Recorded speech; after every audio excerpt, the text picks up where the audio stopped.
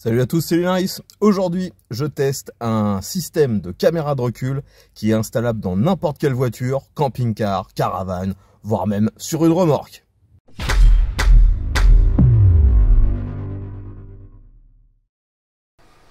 Donc commençons par le déballage du produit. Vous voyez que déjà le colis qui arrive est extrêmement sobre. Il n'y a pas vraiment de référence, mis à part, vous voyez, cette petite étiquette sur le côté, ainsi que là, un code barre. On ouvre ça. On arrive sur la notice. Donc elle est en deux exemplaires. Vous avez une en anglais et une, je sais pas en quelle langue c'est en fait, c'est peut-être de l'allemand. Ici, je pense que c'est l'écran principal. Donc c'est le moniteur qui va renvoyer l'image de la caméra. Derrière, on a l'emplacement pour une fixation, pour une antenne. Et en bas, un port USB type C pour l'alimentation. Les boutons sont sur le côté. Ça a l'air relativement sobre. L'écran n'est pas gigantesque, hein, vous voyez, qui prend l'intégralité de ma main et je n'ai clairement pas des mains de géant.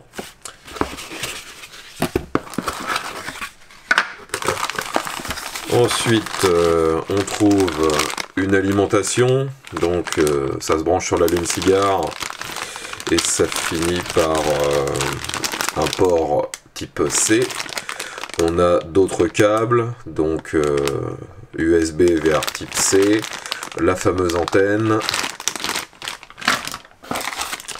Ici, c'est un support par ventouse pour l'écran. Et on arrive maintenant sur la pièce maîtresse, la caméra. Donc, caméra qui est fixée, vous voyez, sur un support en métal. Et il va falloir remettre la plaque par-dessus ce support. Donc je sais que en France ça peut être assez pénible car nous on a des plaques rivetées. Alors que dans la plupart des autres pays c'est juste boulonné, enfin vissé. Donc c'est beaucoup plus simple. Le système de caméra, vous voyez qu'il est sur une rotule, enfin sur c'est pivotant. Histoire d'être pile dans le bon axe en fonction de la hauteur de votre voiture. Et ici, on a un petit panneau solaire afin de recharger la caméra. Car ce système, je vous l'ai dit, il est sans fil. Donc forcément, il faut une batterie pour alimenter la caméra. Et vous avez aussi en dessous un port, une fois plus, USB. Si jamais, par exemple, vous garez votre véhicule en permanence dans un sous-sol ou dans un garage, il va falloir de temps en temps penser à recharger la batterie de la caméra. Bon, au niveau du matériel, vous voyez que c'est assez sommaire, ça a l'air très simple. Maintenant, on va essayer d'installer ça sur la voiture, voir si on peut vraiment l'installer en 3-4 minutes, comme c'est indiqué par le vendeur. Donc les amis, me voilà dans la voiture. J'ai commencé brièvement à vérifier si le matériel fonctionne. Donc pour ça, j'ai déjà, vous voyez, connecté l'écran, j'ai mis l'antenne et ensuite j'ai installé le chargeur. Alors déjà vous voyez que le chargeur il est quand même assez balèze, hein, pas discret du tout. Donc on branche ça. Vous voyez qu'il y a un bouton pour l'allumer ou l'éteindre. Pareil, c'est pas très discret, hein. On allume, enfin on alimente via l'USB-C et dès qu'on appuie sur le bouton Power, hop, on a l'écran qui s'allume, sauf qu'il dit attente du signal.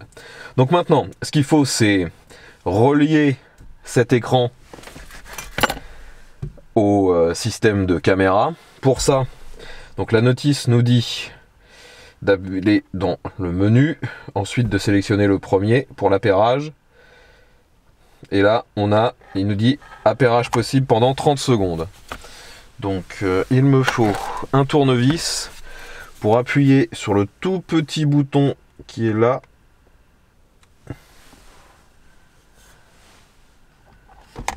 Est-ce qu'il se passe quelque chose? Pour l'instant, non.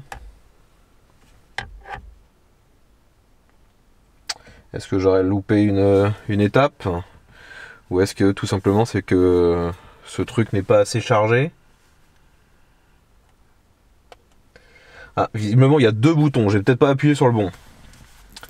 Donc après plusieurs tentatives, j'ai finalement réussi à appairer la caméra avec l'écran. J'avoue que je ne sais pas vraiment pourquoi au début ça ne fonctionnait pas. J'ai refait plusieurs fois la même procédure jusqu'au moment où ça a fonctionné. Donc là-dessus, je ne vous serai pas d'une grande aide.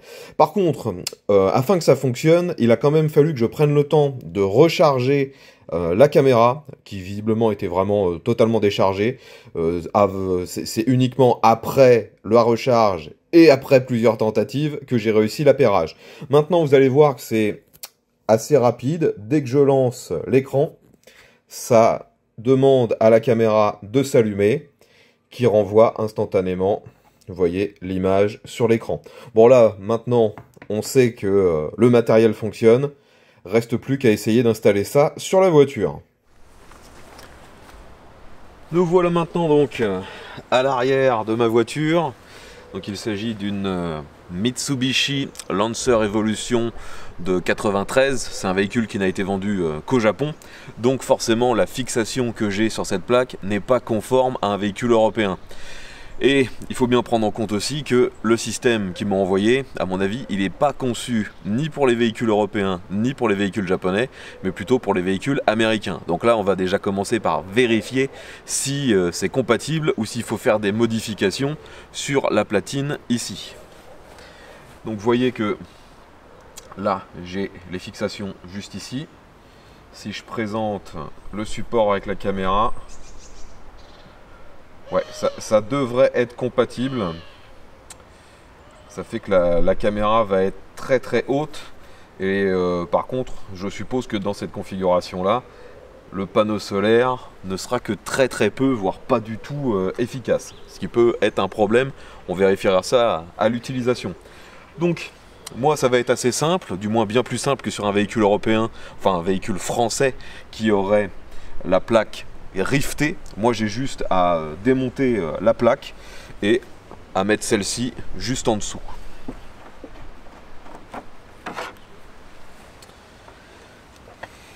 Donc maintenant on va venir intercaler cette plaque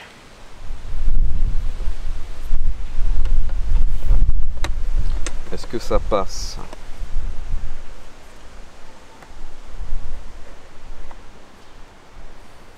Ouais, ça va être compliqué, hein. Ça va être compliqué car vous pouvez voir que finalement, une fois que je présente la plaque sur une fois que je présente le support sur la plaque d'immatriculation, eh bien les trous ne sont pas en face.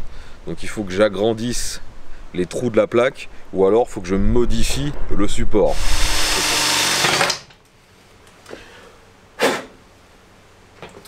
Donc, vous voyez, premier trou. Donc il fallait bien passer à travers la plaque en métal. Maintenant, même chose de l'autre côté.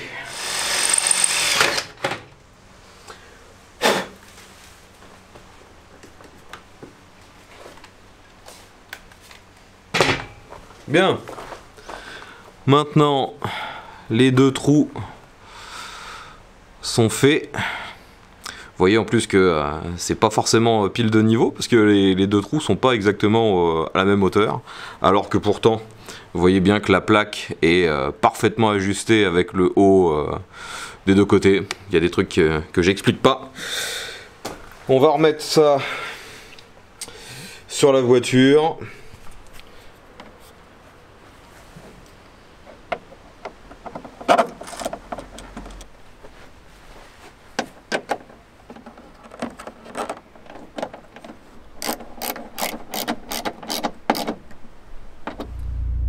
Donc voilà l'installation du matériel, j'ai mis ça sur le pare-brise avec la petite ventouse fournie. Là j'ai rien essayé de camoufler, hein. Vous voyez qu'il y a le câble qui pend, l'alimentation qu'on peut aussi utiliser pour le démarrer. Car vous voyez, là c'est éteint, là je le démarre. Et logiquement dès que je le démarre, ça doit également allumer l'écran. C'est instantané et il se connecte automatiquement à la caméra. Donc vous pouvez voir que le système n'est pas du tout relié sur la marche arrière. C'est un système indépendant. Donc quand vous voulez que ça s'allume, vous avez juste à appuyer sur le bouton Power et ça reste allumé le temps que vous aurez programmé. Dans les menus, on peut facilement changer le temps. Alors c'est ce menu là. Donc là moi je l'ai mis au maximum, c'est-à-dire il reste allumé pendant 1 minute 30.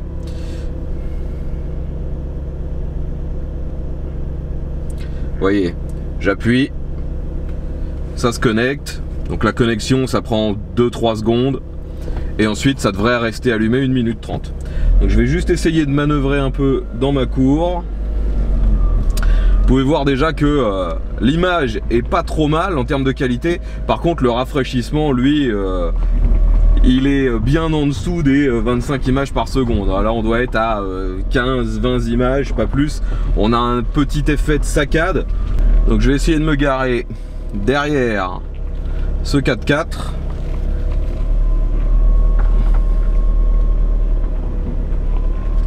Donc l'indice qui indique la direction et la distance, ça fonctionne bien, c'est plutôt efficace. À savoir que tout ça c'est réglable si jamais on s'aperçoit que c'est pas bien en fonction du gabarit de votre véhicule.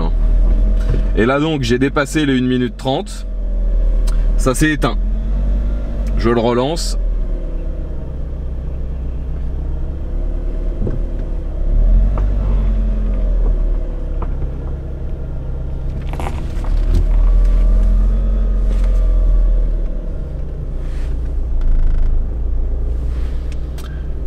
Et voilà, je suis bien garé. Là on voit qu'il y a le crochet d'attelage du véhicule derrière qui commence à être en zone dangereuse. Je ne vais pas plus loin. Donc maintenant les amis que c'est installé sur la voiture, moi je vais l'utiliser très certainement pendant plusieurs semaines, voire même plusieurs mois. Pour vous ce sera instantané, on va se retrouver bien après. Donc les amis, me revoilà environ 2-3 semaines après les vidéos que vous venez de voir, vous, à l'instant. Donc j'ai utilisé la voiture quasi tous les jours. Elle est restée en permanence à l'extérieur pour être certain qu'il y ait de la luminosité qui vienne recharger les capteurs lorsque c'était possible. Je vais vous donner mon ressenti et vous montrer si ça fonctionne encore. Donc, je vous ramène vers la voiture. Vous voyez qu'elle n'a pas bougé, ou très peu, hein, je la garde toujours de la même façon, afin justement que le panneau solaire intégré soit le plus possible face au soleil. Vous voyez donc, en règle générale, même face au soleil, la majeure partie du panneau solaire reste dans l'ombre. Là, on est en début d'après-midi et il faut vraiment attendre le soir et se mettre vers l'ouest pour que le soleil soit suffisamment rasant et que ça vienne taper. Donc globalement, ça ne recharge que très peu, même si ça recharge quand même. On voit le voyant ici qui est un tout petit peu allumé. Là, vous le voyez, il fait super beau, le soleil est relativement haut. Et donc, dans ces conditions, je n'ai jamais eu à recharger la caméra pour l'instant. On va juste relancer celle-ci et voir l'indice de charge, ce que ça donne au bout de... maintenant ça fait 3 semaines, 1 mois. Donc, on met le contact. Instantanément, la caméra doit se lancer. Et on a l'indice de charge que vous voyez qui est juste ici, qui est sur faible. Donc je sais que d'ici quelques temps, il faudra impérativement que je prenne une powerbank, que j'aille à l'arrière pour redonner de l'énergie à la batterie de la caméra, car même en été en plein soleil, donc ça ne recharge pas avec la caméra dans son emplacement normal. Car on va faire un petit tour. Vous allez voir que ce système, donc l'avantage, comme je vous l'ai dit, c'est qu'on peut le mettre sur n'importe quel véhicule, mais tous les véhicules ont ce problème de luminosité, d'ombre, pardon, sur le panneau solaire.